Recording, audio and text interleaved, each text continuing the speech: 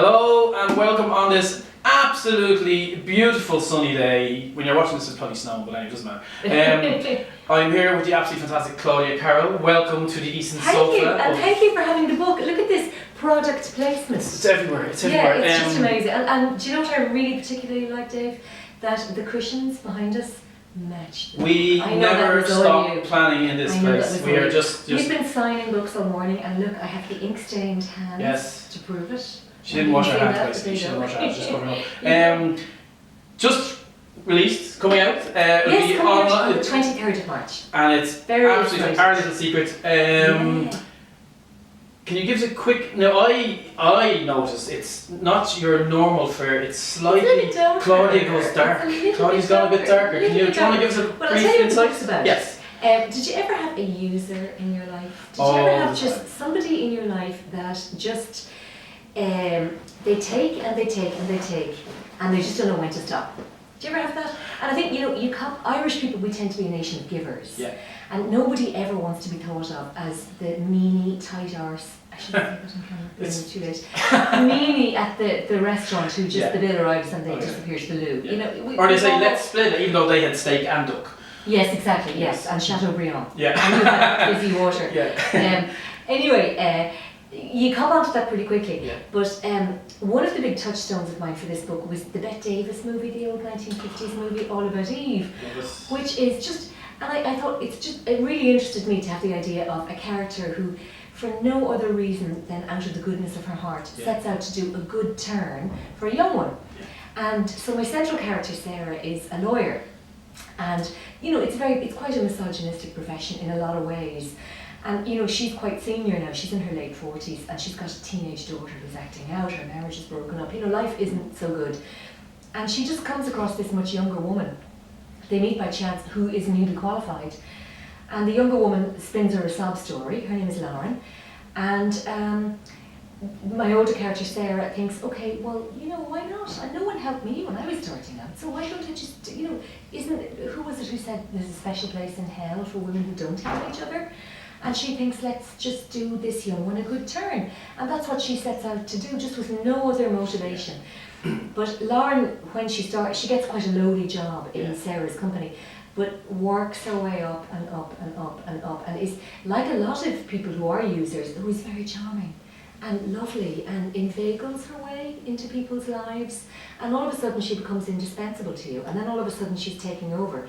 And the book sort of starts at the midpoint, where Sarah is quite literally locked out of her own life and she's watching her teenage daughter and her ex-husband and Lauren in her own home, and she's thinking, you are living my life. I set out to help you and now you've just taken over. How did that happen? And what interested me then is, where do you go from there? How do you reclaim your life? So that was the premise for the book. And how? I'd say all research in it was quite hard. I was just going to say, the research must be. I'd say there's some scary stories out there, because it is fiction, but I call it faction, because these people exist. And we've all come across a user, and the dangerous thing is that people like that. A financial, as we were saying, somebody tight who kind of, it's never there around, it's always you. You cop onto that financially very quickly, but it's when someone is taking over emotionally, it can be harder to detect. And I do think it's we are a nation of givers in this country. A friend of mine and I call it doing a Mrs. Doyle, which is the famous scene in Father Ted where Mrs. Doyle and her pal are out for tea. And it's, no, I get this. No, put your money away. You got the last one. No, and no, you die rather than be thought of as ungenerous. And they end up having fisticuff fight over who gets to pay. I think most Irish people would rather be that way than be the one who's suckling.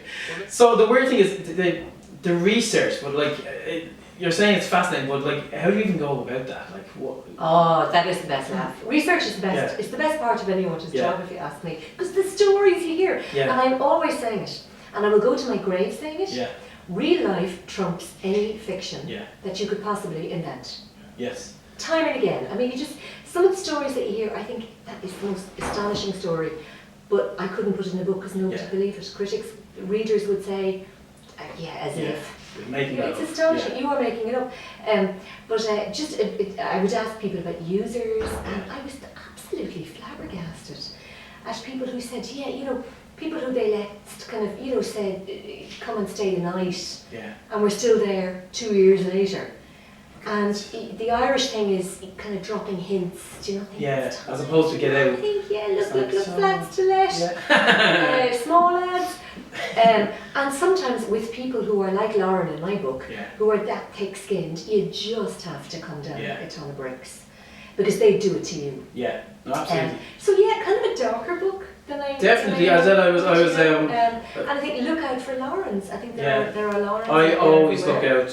I'm always users ninja. know. Exactly. I think your user kind of gauge in later life kind of kicks in. I think the first, you talked about there, the rounds in a bar or a meal are always the first indicators of it. I always tend to spot that there's always someone who does have the nice Chiantis or somebody who arrived to your house for a dinner. With their arms swinging. You know, I mean, you'd die. You'd stop off the garage and buy a bunch of flowers. You'd push some grapes out the back of your hat. You would, exactly. This is your 14th book. Yes. 14. As an author, have you picked up things that have now become habits, or what has been your progression? What have you found that when you first started, now you think, oh, that is now is part and parcel of me writing, I have to do this? No, actually, I think every book is different. Every plot is different. Every character is different. So, like in terms of my working day, I would be very structured. But every single, like I'm plotting a new book at the moment, and I have 2 possible plot lines, and they are so different again from this. So I think every set of characters, it will take a book in a different direction, and that's the joy. And coming up with those new ideas, so you've that's in the bag, it's done. So do you have like a folder somewhere full of? No, the ideas part comes from everywhere and anywhere. I mean, really everywhere and anywhere. I have 2 ideas kind of buzzing around my head at the moment. And as I say, the idea for Our Little Secret came from just really that lovely movie with Bette Davis, All About Eve. And I just thought, because there's a character in it who just sets out to do kindness, that's all. And how somebody who's a manipulative, who can be, has a manipulative nature, how they can just take over. And then I just looked around me and I thought, this is happening everywhere. And I think you see it a lot in the acting profession. You see a lot of people who kind of are, and I know I've had experience of it, people who just kind of think, okay, well, you're in that position, what is it that you can do for me? And you cotton on to it when you're older, but when you're younger, you just want to help. And that's a good thing, and I'd rather be that way. Wouldn't you? Absolutely. But I have an idea at the moment, again, the stories just come from everywhere. I heard a great one about someone a pal who was doing Airbnb. And I thought, that's really interesting now, Airbnb, because I just thought that idea that you're in someone's home, private personal home, and they're not there. What would you find? I know. No, thank you. Keep your money. I don't know if I'd want anyone in my house. No. I wouldn't have mind staying in somebody else's house. Well, you can rock they're not up. there. They have to not be there. Oh that's the thing. That's the other. No. I wouldn't, move anything around or mess it up, and I'd leave it spotless. But I'd have a little. I wouldn't put it past myself to have a little snoop. So you've 1 or 2 lined up, and then but there's no quirks of writing that you like. Do you carry a notebook at all times because the notebook or the way the phone, you could just tap thing, or your iPad, you just take it in. But for just things that you pick up, or thoughts that strike you. But that's the beauty of it. That's the joy of it. Like if you look at what's happened, say politically in the world in the last year, the last 10 months even. Could you have foreseen that? Well, if you wrote that, well, George Orwell wrote it. And he's laughed at it. Well, as I said, it's a slight. Like I love the cover. Absolutely. With a slight hint of menace.